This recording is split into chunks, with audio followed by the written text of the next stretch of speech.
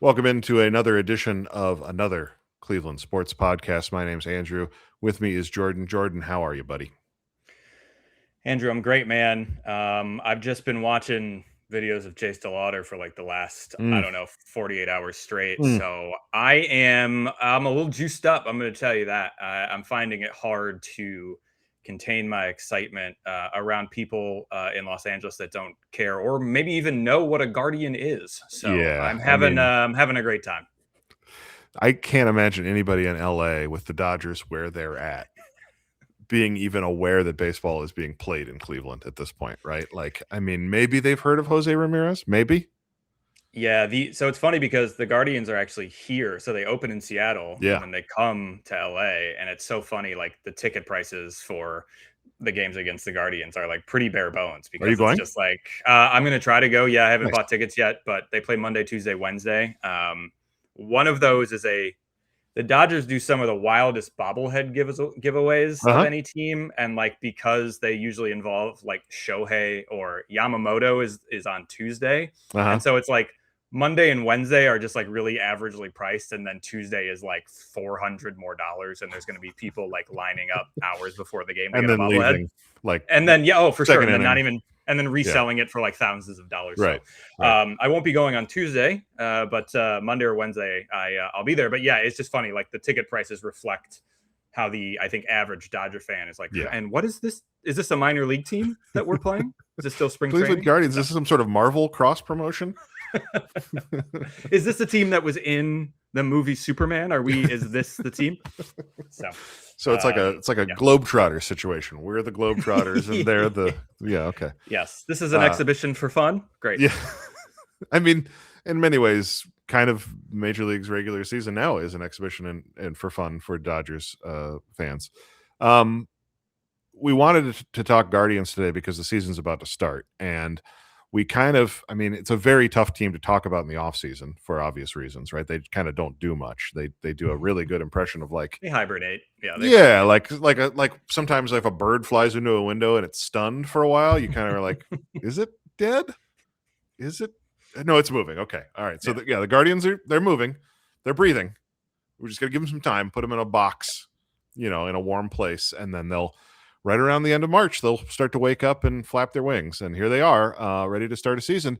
And we're excited, Jordan, because they were in the playoffs last year, and it was fun. Not as much fun as we thought it was going to be, but still fun.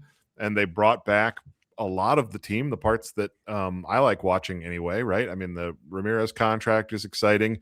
And they've got these young bats coming in. You already mentioned Chase DeLauder is right at the top of that list. Travis Bazzana right there. So there's excitement. And then also there's the normal trepidation of they don't have enough, right? I mean, if they were to make it deep into the postseason, it would be they'd have to really get hot, right? Everything would have to be working together, and especially they'd have to just be red hot hitting the ball. But it doesn't all of that, you put that, it's down the road, right? Right now, it's just about having baseball back, being able to kind of catch up with the team and see what's going on. You mentioned they're starting on the West Coast. That's always, to me, one of the things that I always feel this time of year is like baseball is starting, but it doesn't really feel where I am like baseball should be Hmm. starting. It's very cold still. So it's weird that like they're going to be playing, but we all kind of agree they shouldn't come near Cleveland for a while. Yeah, and they're not going to be. I mean, I think they're playing a total of 7 games out west, Yeah, and then they're they out for a while. but then it is so jarring when they come back to Cleveland because it'll still probably be like 40s, 50s in one of Yeah, those games, wind and off the the lake, sweatshirt weather yeah, for sure. Yeah, and honestly, or it's a crazy windbreaker, because or a windbreaker like I'm wearing, which all players they should make a Guardians jersey that is fully made out of a windbreaker. just for Cleveland. Just for Cleveland Mhm, specifically, that mhm. could be their City Connect jerseys this year. But it is like they're in Arizona for months. Mhm. And then I mean, I don't think Seattle is particularly warm right now, but then they'll come to LA. It's been very Right, warm here. right. And then all of a sudden they have to like go back to, Yeah. Midwest winter. And like, the ball's not going to go as Mhm. far as it has. It's going to be harder to like the way your hands feel after hitting a ball in the cold is the Right. worst. So like, it is such it's a disadvantage to be a team, even though most of the teams Yeah. are on the eastern side of the United States. It's Right. a big disadvantage. But I think like right now is, yeah, like you said, right now is my favorite time of the year because yeah, I mean there's very clear stages with this Guardians team when a season ends, especially one that's been successful. Mm-hmm. And then you're like, oh, well, I hope they do this. And you hear some rumors about players they're interested in free agency or a trade. And you're like, oh, yeah, those would make sense. And then you sort of like see a couple of those guys go off the board and you're like, okay, well, now let's go down to the next tier. These guys would still help. And eventually, like this season, they didn't get any of them. No. And you're kind of like, well, that's a huge bummer, Mm-hmm. especially when you have a star like Jose Ramirez, who is basically getting playing for you for free, Mm-hmm. essentially, compared to what other stars are making. But I think this year, I'm not going to say I understand or agree with their plan of basically being like, we have all these young players who we think are going to improve, so therefore we are not going to add anybody to the team because trying to rely trying to just rely on your young players improving and they don't have a great track record of like developing young hitters Correct. seems pretty foolhardy to me. So you can do both. You can develop your young players and add players who are already good and you don't have to develop. So but I think right now the way a lot of their young guys hit in spring training, and again, Yeah. spring training needs to be Take it with a taken with grain a of huge salt. grain of salt. Mm-hmm. But this is probably the most talent collectively they've had with young guys. And you and I talked about on a short that we made about how their philosophy over the last few years of like young players they target has changed a little bit. And I think, I mean, you're specifically seeing that in Chase DeLauder, who we can talk about. But you even see it in guys like George Valera. Mm-hmm. You see it a little bit. You've seen it with Bazana in the World Baseball Classic and spring training hitting for power. Like they have changed their focus a little bit on the type of players that they're going after. And because of that, I think like right now in this very moment before the season has started, I feel better about the lineup and their young players than I perhaps have when it was just like, well, but what about year 4 of Brian Rocchio and Gabriel Arias? What about that? And you're like, yeah, I don't like that at all. Yeah. Well, they've got options behind them, right? There's, you already mentioned Bazana, Juan Brito, who they brought in, is I think another middle infield bat that's got some pop. And so it's like, I think the way I'm thinking of it is like, obviously all of these guys aren't going to hit, right? That's just, I mean, it's Cleveland baseball. They're not all going to hit. That would never, I mean, we're not lucky enough for that to take place. But like, if you can kind of put together a sampler platter of guys that exceed their projections, and then also you get one of those years from the rotation, that to me is a 1-2 where with the bullpen being what it is, can you be in position to contend for the division, right? That feels like the realistic best case scenario to me, is that you're in contention for the division. I don't think they're going to run away with it like they have in some years, but I mean, I think that's the thing. And to your point about like this time of year, just seeing those guys play major league at bats, in wherever they're playing for the next 2 weeks before they come home,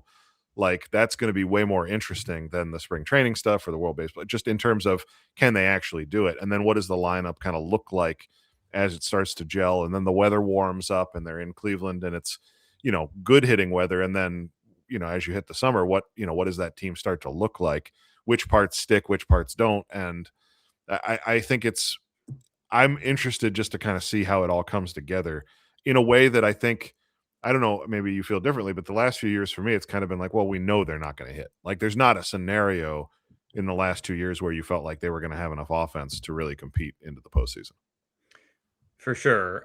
But that's what's so funny is like they made the postseason Yeah. being one of the worst offensive teams in the league, which is why it's so frustrating that they sort of sit on their hands all offseason, because like if they were just a average offense, Right, of course. combining with what their pitching was like last September and what their bullpen is, that's a formula for a really great team. So yeah, I agree with you. I think like they've also been the other thing that is, I mean, there's a lot of frustrations about the Guardians front office, but they are also so conservative about bringing up prospects. That's the other thing that they wait until they feel, whether it's like service time manipulation or whether it's like, oh, we don't want, we want him to be ready. We want him to have this many at bats under his belt before he comes up. Last year with Chase DeLauder was that like, they didn't bring him up. Sure. And then he got hurt. And it was like, well, we just wasted an opportunity to have him take real major league at bats. And then they were like, well, yeah, but what about the postseason where he's never played before? We can debut him then, which is a thing that they did. But this year, there's no blockage to that. Like Right. DeLauder made the opening day roster. George Valera made the opening day roster. Bazzana will probably be up sooner than later. You would think. Especially Sometime if this you year. Yeah. don't believe in either Rocchio or Arias' hitting ability, which I do not. Right. But there's really no blocks to it. And so that is exciting because at the very least, if you're not going to go out and sign some vets offensively outside of like Rhys Hoskins, then you better play your young guys who are, I mean, it's a highly touted group. And I do just want to talk about Chase DeLauder a little more in depth too, because I don't think, I mean, this is like the most optimistic time. I have not seen someone with hitting prowess like Chase DeLauder in a really, really long time. He had 2 home runs last night. They were playing. They left Goodyear, Arizona, but they have yesterday and then today they're finishing their sort of quasi spring training with 2 games at where the Diamondbacks play. And DeLauder was facing a major league rotate. Merrill Kelly, who's going to be in the Diamondbacks rotation, is probably a number 2 or number 3 guy. Hit a 450-foot home run. Hit then later in the game, like ripped one to right field, like just under 400 feet. He hits as well as anybody I've ever seen in the Guardians organization, which is, they've had guys come up. Yeah, they've had guys come up. Albert Bell and Manny Ramirez are 2 of the best hitters ever, right? Yeah. So like, I agree with you though. It's exhilarating to think that you might get to watch a player of that caliber in addition to Jose Ramirez, because Ramirez is a gifted hitter, but he's not like this. No, this is like you watch him and the sound off the bat is just different. And I do think that like you slot him, you've got Stephen Kwan, you've got DeLauder, and then you've got Ramirez, and then some combination of Kyle Manzardo or Rhys Hoskins behind him, and that feels like a major league 1 through 4. We'll see how the rest of it shakes out, but at the very least, you can look at those 4 and be like, that's kind of scary. They could score some runs. So I know a lot of people nationally don't know about Chase DeLauder yet and are not really factoring him in, but there's a lot of pretty low projections on like Guardian win totals. And I think he changes a lot. Like if he stays healthy and hits like this, I think he completely changes the equation. And yeah, man, it's fun to have a prospect like that because it's been probably since like I made a video about it, like probably since like Francisco Lindor, that they've had somebody in the wings where you're like, that dude is going to change this lineup. I agree. Yeah, I think that's really the case for the upside for the team, is that they get one more difference making bat, and then some of these guys, like I said, have an above average year, and there's they have I feel like more candidates to have an above average year than they've had in the past few years. So I think from that perspective it does feel optimistic. So just gauge for me, Jordan, where you're at on the Chase DeLauder jersey purchase. Like how it feels like we're close. Yeah, we're really close. The only jersey I own by the Guardians is Stephen Kwan, who almost got traded multiple times last season. And I was like, sick. I bought this. Like I went to Cleveland for a game over the summer, bought that jersey. And then they were like, and he's in trade rumors. I was like, okay, cool. Didn't even get a discount. That was full price. Great. Yeah. And so I don't know how long he's going to be around. He is probably like, especially if for whatever reason they sputter and are not in contention, like he's probably the first guy they're going to trade. Yes. So I need a backup, obviously. And until the Dodgers sign Chase DeLauder like in 4 years, I've got to get his jersey. So it's soon, man, really soon. I mean, it feels like, you gotta invest in, when you're this invested in a prospect, you got to invest in a jersey to go along with it. On the pitching side, I think that a lot of the questions, obviously the bullpen continues to be what it is, a lights out organization, just top to bottom. There's going to be like 2 guys that are currently working like part-time as like HVAC repairmen that are going to be pitching like scoreless innings by mid-season. That's just kind of how this has worked for them. And maybe they won't be, maybe there won't be a gambling ring this season. Who knows? I'm not allowed to talk about that. I've been given explicit instructions. Rob Manfred's my phone's blowing up already, man. Yeah, so. I'm sorry. Yeah, I'll edit that out. Just trying to avoid the trouble that comes with whenever Rob calls. No, you're right. I mean, it's a absent whatever's going on with all of that as it continues to play out. There's still a lot of talented arms in the bullpen. The rotation is where the questions are as you look at this season and getting consistency, right? That's what we're talking about. I think there's talent there, obviously. The question is about consistent performance from guys that haven't really shown a lot of consistency historically. And so I'm bullish on Cantillo. I'm a Cantillo guy, you know. I've always liked You're a Gavin Cantillo Williams. head. Yeah, for sure. I'm fully Cantillo pilled. That's correct. So I feel like it could come together, and I think you trust Carl Willis and the guys that work with the pitching staff to figure it out, right? They've got the catchers that work well with the pitchers. They have so much in place for the pitchers to be successful that, like, as much as I guess the way to say it is, like, the prospects and the hitting promise that they show, I doubt, just because of their track record. The opposite is true with the pitching, where I kind of give them the benefit of the doubt that these guys will probably figure it out. Or if they don't, they'll find somebody else at AAA or whoever that they can give innings to that will figure it out. Yeah, I love Carl Willis. He's like the Rick Rubin of like pitching coaches. Like, you don't really know what it is he does, but Yeah. he's just like, everybody goes to him and everybody's like, wow, he's the wisest man I've ever met. Mhm. And like, he's probably just saying things like, if you just visualize where the pitch is going, it will be a strike, like, type of thing. Yeah. And he's just been doing it for like 80 years, It's either man. that or it's the exact opposite, where it's like, man, shit, I don't know, just throw the damn ball, Like, Yeah, he's like, put some give her, spit on it. I give don't her know. Is that help. legal still? Yeah, right, exactly. Just Yeah, go out there and get after him. right, exactly. It's either Yeah. very zen or it's like so far the other way that it becomes zen in a way. Yeah. And the players are like, oh, I've never actually heard someone say that to me before. Maybe I'll try it. Get her Uh, done? get her I'm done. not That's familiar with interesting. that sentiment. That's new to me. uh, but yeah, I mean, it's different because usually, yeah, it's the opposite. It's like the pitching staff, you are like, the staff is solid. Who knows if Right, they're going to hit? right, And this is kind of, I mean, yeah, still to your point, we don't know if they're actually going to hit. We hope that right. they are. Yeah. But this is like, as these last couple of years, sort of as shaky as the rotation has been. I'm with you on Cantillo. I think this is going to be a breakout season for him. I think Gavin Williams has the stuff Yeah. and finally showed it down the stretch last season, where I believe in the stuff. Like, if you've got a upper 90s fastball and you Mhm. combine that with like a curveball that drops whatever amount of Yeah. vertical It's inches, a like, curveball that drops. You want it yeah, to it drop. drops. It's It should dropping. drop. It's a Let it 12 drop. to 6. I don't Yeah. know. Yeah. And so It's if gonna you drop. have that, I believe in you Right. figuring out like Yeah. the control aspect of it. I think Mhm. Tanner Bybee is a huge Yeah. unknown still. Yeah. He had a really rough spring training, which, again, like, sometimes in spring training, guys are working on pitches and Right. trying to change pitches, and you don't really get information or are privy to that. But he didn't have a great year last year until September, when Right. something clicked, and then he's not really showing a lot of great signs in spring training. So that's your opening day starter, and I'm a little nervous about that. And then, yeah, like the back end, like 4 and 5, they have a guy, Parker Messick, who they're super high on. He's a lefty, Mhm. had some good spot starts last season, but again, like, it limited experience. They re-signed Ben Lively, who's just like, they're grandfathering him in. They're just like, Mhm. why don't you come on I back mean, here? he's around. He's the Josh Tomlin model, where Yeah, you he's can, around. in one way or another, he's going to eat a bunch of innings for you, whether it's as a Mhm. starter or a long relief or whatever. Right? Yeah. Yeah. So they'll have options. They have the guy they got in the trade for Shane Bieber, whose name is Cal Stevens, I believe. They're Mhm. super high on. I imagine he will appear at some point. So if they can just, if Bybee and Gavin can be top of the line starters, Yeah. and then you can kind of figure out 3 and 4 along with it, and say Cantillo has a good year and your 1 through 3 are solid.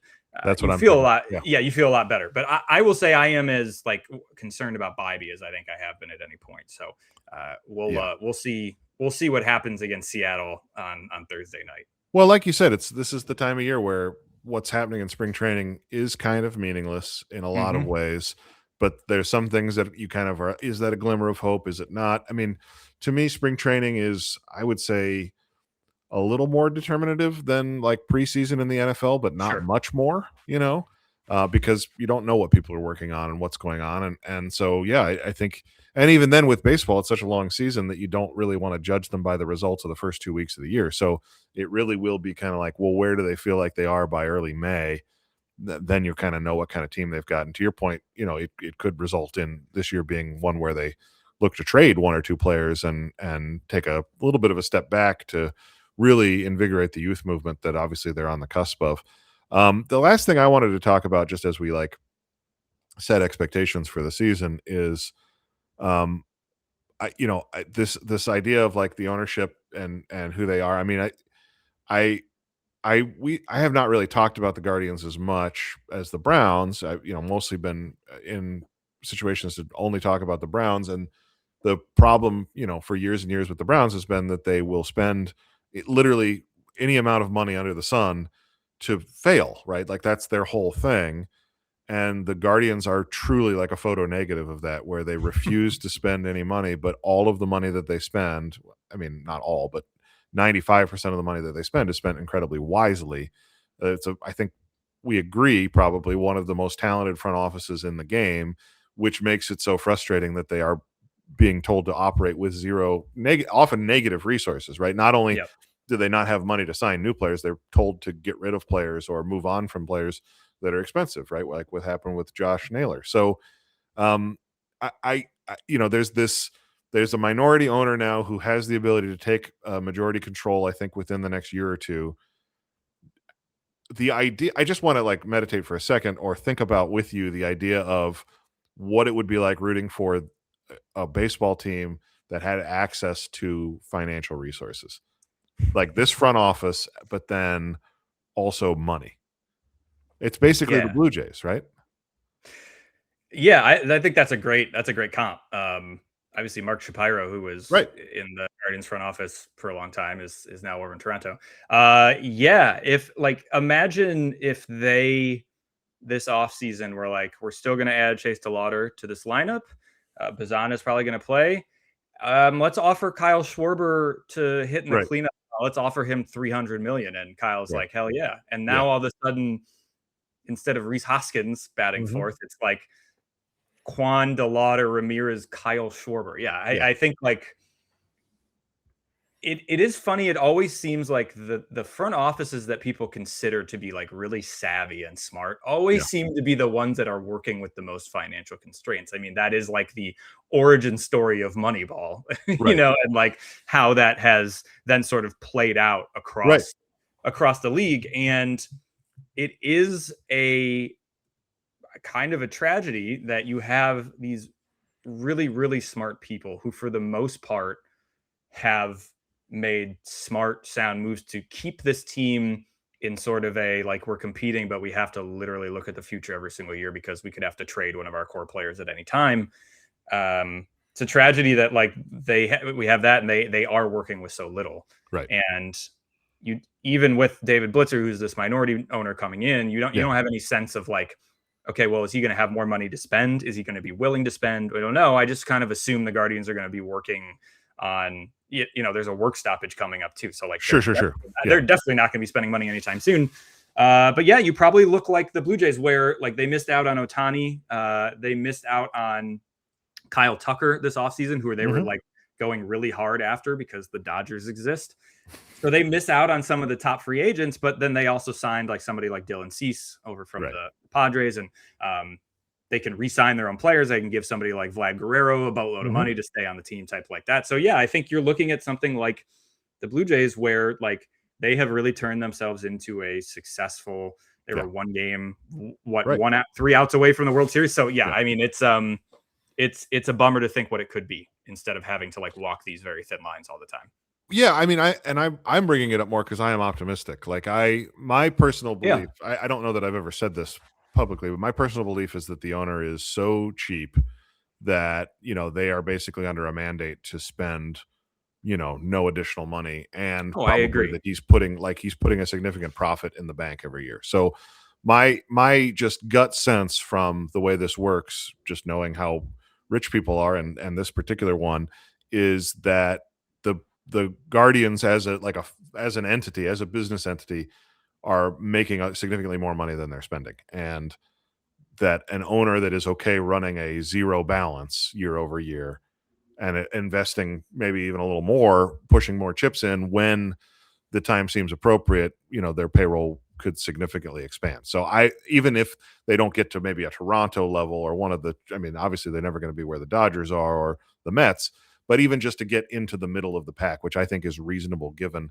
um, I know that there are some economic constraints with Cleveland, but I don't believe, and I don't think that there's been any proof that the teams that are called the small market teams, I don't believe that the limitation there is as economically significant as it is about the owners taking advantage of market conditions to hold down wages and payroll and all that stuff for those teams. So that's kind of my expectation. And so, yeah, you mentioned the work stoppage. Obviously, that puts a cloud over the future of baseball more broadly.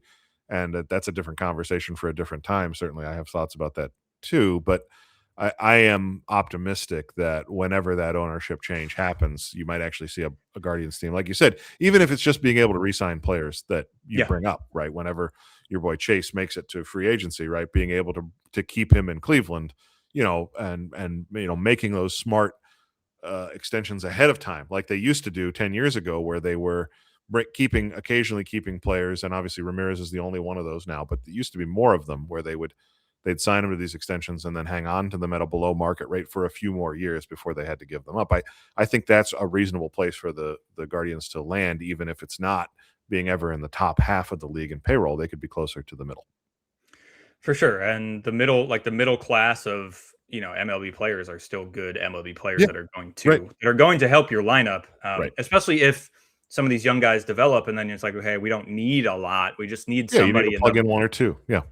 We need somebody at the end of the lineup who isn't going to hit -1 on the season or something, So I agree. I mean, I'm hopeful that they can't spend less than like what the Dolphins. No, that's what I mean. Right. It's literally impossible. Yeah. So we'll see. But I agree with you. Like I also just feel so much more optimistic after the spring training. Again, it could be a mirage, but the spring training than I think I have in a while about all of that. So I agree with you.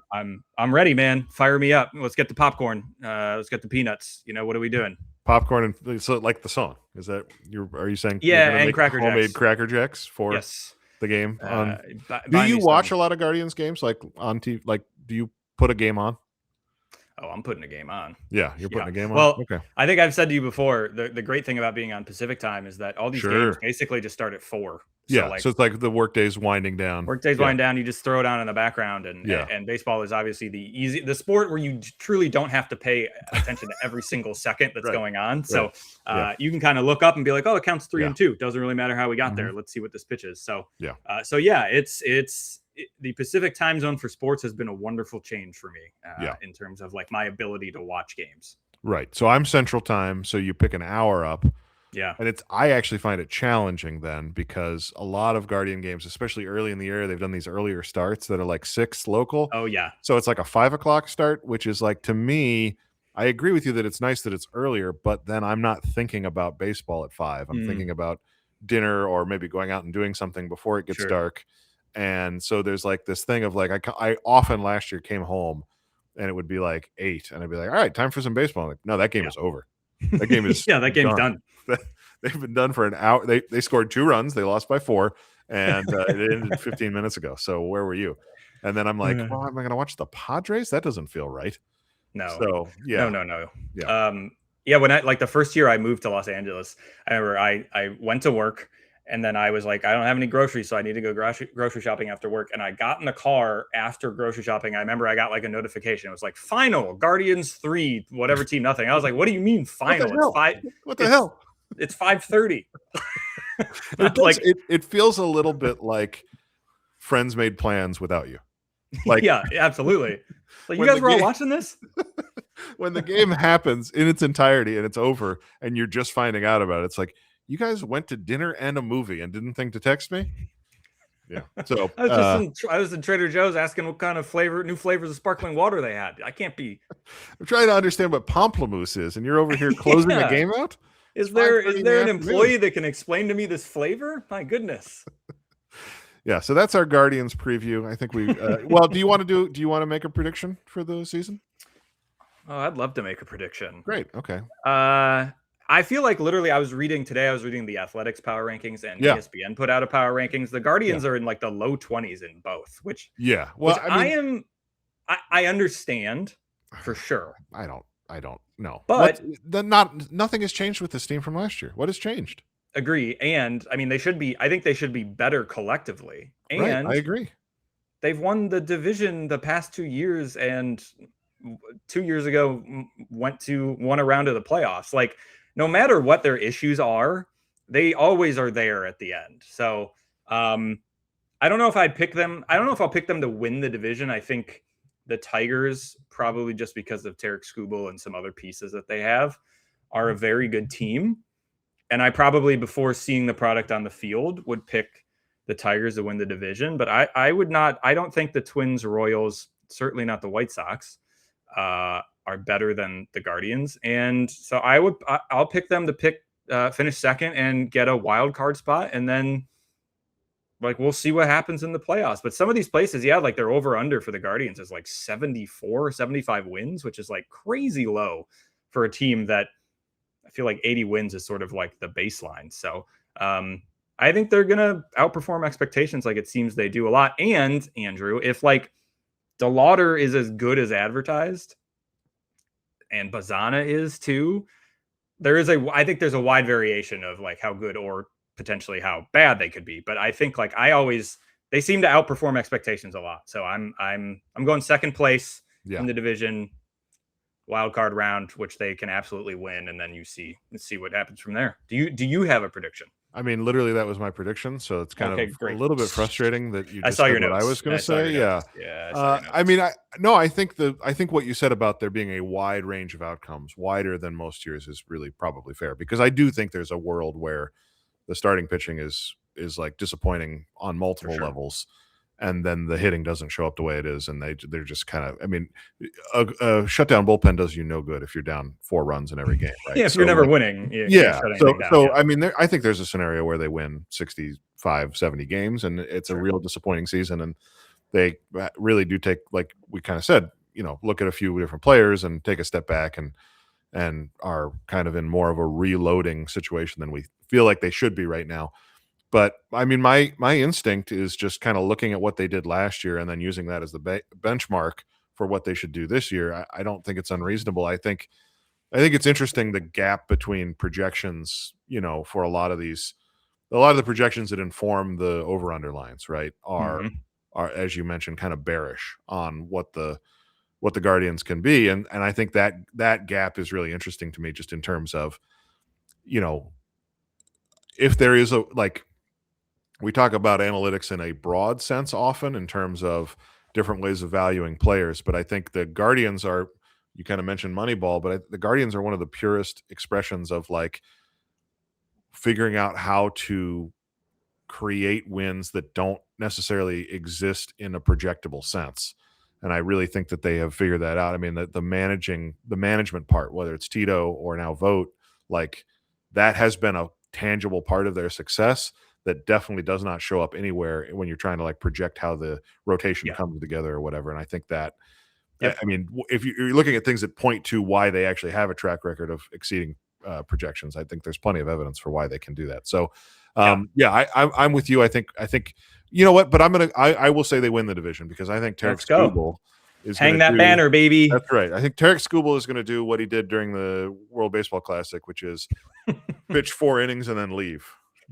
So I think he's just going to do that like 5 or 6 times at the beginning of the year and be like, actually, I have something else I need to do. So, I had something on the calendar I told you guys about. I'm so sorry. Oh gosh, this is embarrassing. You wanted me to get all these guys out? No, I can't do that. No. My minimum is 12. I'll see you guys later. Right. He's going to work to some sort of commission structure where it's like per out, and the Tigers aren't going to pay him. He's going to go someplace else. So that's my prediction. I will go ahead and predict that the Guardians win the division and win a series in the playoffs too. So there you go. There's full projections. Do you have anything to say about the Cavs? We didn't really talk about this, but I feel like they're really trying their best to be uninteresting ahead of the playoffs.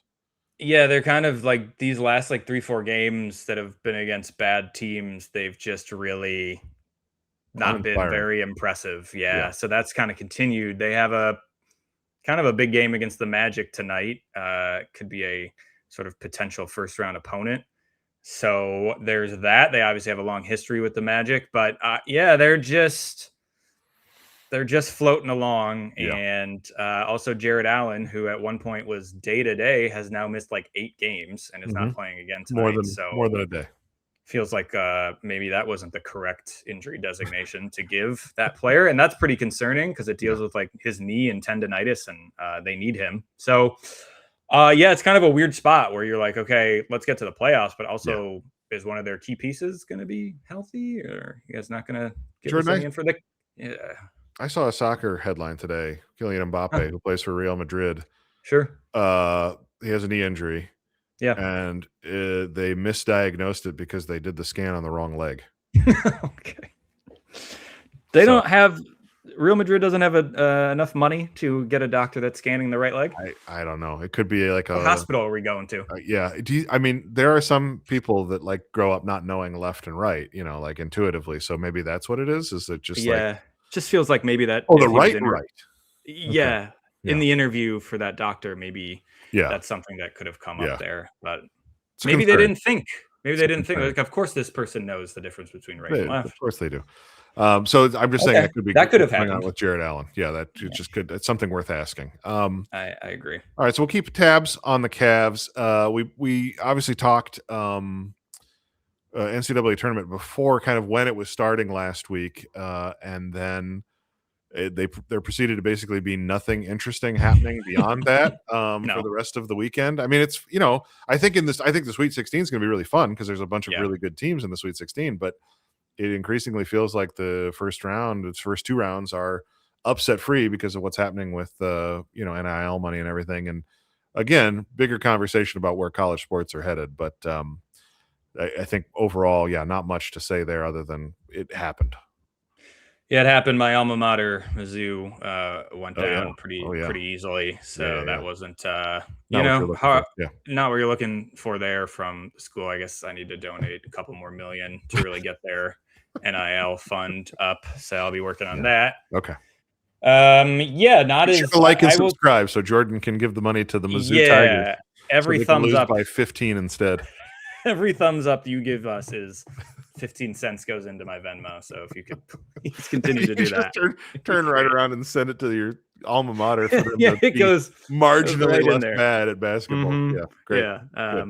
So that was uninspiring. And I don't know. I mean, I enjoy the first like Thursday through Sunday, even though the matchups are good. The rest of the way, I kind of like I'm just not as interested as I am in that first weekend. So I think, and then long term, it's just going to be interesting with college sports if like they decline in popularity because it just feels like you're watching the same version of the same thing every year. Right. Like if it's the same teams and it's, I mean, I know I'm aware I am saying this when Indiana just won a national title in football. So, right. That's the exception here. But I think like generally speaking, what we've seen big picture has been a lot more stability with like the best programs and the programs that are the best resourced tending to end up in positions of competing. I just wonder over time if that's going to diminish the popularity of college sports. Yeah, I'm not sure you're going to have any more of, oh God, what was that school? It was like Florida Gulf Coast. Oh, sure. That was just like, came out of nowhere. They were throwing lobs. They were just like alley-ooping to each other all game. Like that was a blast. I think you're going to be really hard pressed to find schools like that making runs like that in this era because the talent gap is going to be wider and wider based on how much money schools can spend. So, here's Duke again. So, type of thing. They in between last week and this week, they found another Boozer son, I guess. So there's like now there's 3. We don't know how many Boozers there's like a Rick Boozer now. It's just I'm like there are a lot of questions to be asked about the whole thing because it doesn't feel like like they're gonna have like 5 of them by the final. Their starting 5 is gonna be Boozers. Yeah, it's all Boozers. Oops, all Boozers, and I think that should be illegal. I think that's wrong. I agree, and Carlos. The head boozer needs to be investigated. I agree. Yeah, I agree. He needs to be looked at very, very, very strongly. Okay, well, it's a podcast, and we did it. Congratulations, Jordan. Thank you. Congratulations to you and to us. And really, I hope our subscribers are again aware of the time that we're dedicating to them. Care. I would say care also. Care and love. I read like 2 articles about the Guardians before recording this. So I watched a lot of clips on Twitter. So you're welcome. You're welcome, guys. You get so excited about those Chase DeLauder home runs. You're Oh just, God, dude. I mean, I feel it in my body and I can't stop it. I don't know what I'm supposed to do. so yeah, if you don't already follow Jordan on social media and you want like instant access to the freshest Chase DeLauder highlights, that's going to be your source there. He's going to be if DeLauder's a bust, I'm gonna have to delete my social media. So if you're not a fan of Jordan's trace. Twitter presence, there can be no trace of the amount of things I've sent about Chase DeLauder over the past 2 seasons. So yeah, it's a real 4s up situation, but for a baseball player, which is, it's a real he's put out, on my forehead. Yeah, you're out on a limb here. All right, okay. Yeah, as always, a pleasure to do this with you, friend. And for all of you out there listening, thank you so much. If you haven't subscribed, please do so. Leave a review, whatever you can do. Support the pod. That's great for us. It makes our jobs easier and, leads to eventually this being the only form of entertainment available in the continental United States, which is the goal. That's our explicit goal, is that this is all it is. Take that, watch. Ellinsons, you're not going to buy us. That's right. Yeah, no, we are not for sale at any price. Get that message out there. Okay. All right. See you, everybody. Bye.